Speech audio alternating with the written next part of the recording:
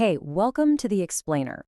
Today, we're going to dig into one single, really profound idea about communication.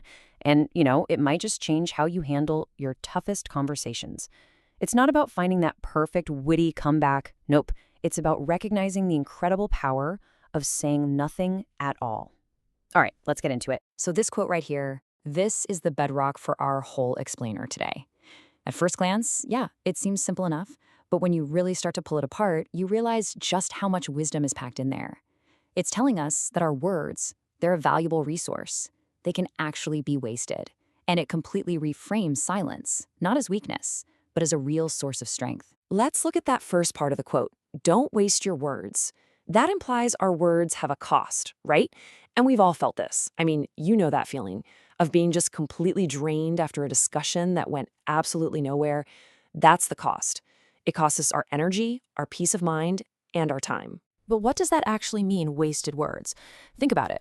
When was the last time you walked away from a conversation just feeling frustrated, totally unheard? Well, chances are you were spending kind of currency, your words, your energy, that the other person just wasn't valuing at all. So, what does this anatomy of wasted words really look like? Well, it's when you're trying to explain something to someone who's just completely unwilling to hear it. It's getting trapped in those arguments you just can't win because the other person isn't even trying to find a solution. In every single one of these cases, you're pouring out emotional energy and getting nothing back. The key takeaway here isn't that your words are wrong, it's that you're planting them in barren soil. Okay, so if we want to avoid paying that cost, we need a really critical skill, knowing when to choose silence. And let's be clear, this isn't about giving up or being passive, not at all. This is about making a conscious, strategic choice to protect your own well-being. The difference between a conversation worth having and one worth avoiding is it's night and day. A real dialogue needs things like mutual respect, maybe a shared goal. But when you're met with someone just trying to provoke you or someone who refuses to listen, you're not in a dialogue anymore. You're in a conflict zone. And in that situation, your words just become ammunition. That is the moment to choose silence. So if you stop wasting your words in those draining situations, what do you actually get out of it?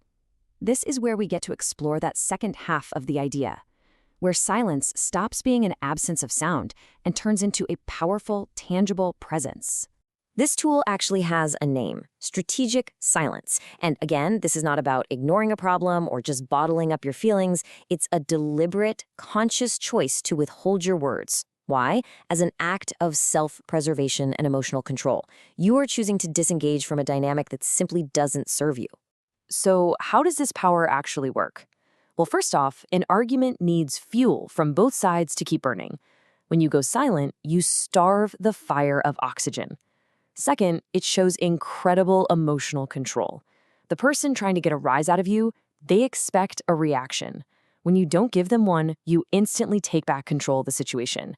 And honestly, most importantly, you preserve your own inner peace. You refuse to let someone else's chaos become your own.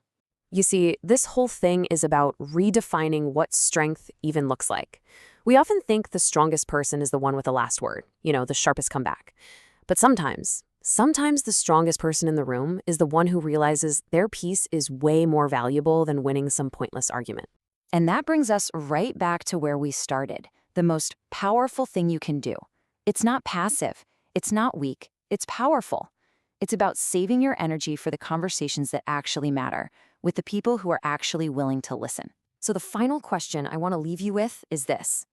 In your life, at work, with your family, where could your silence be your most powerful, most articulate, and most self-respecting response? Where will your silence speak the loudest?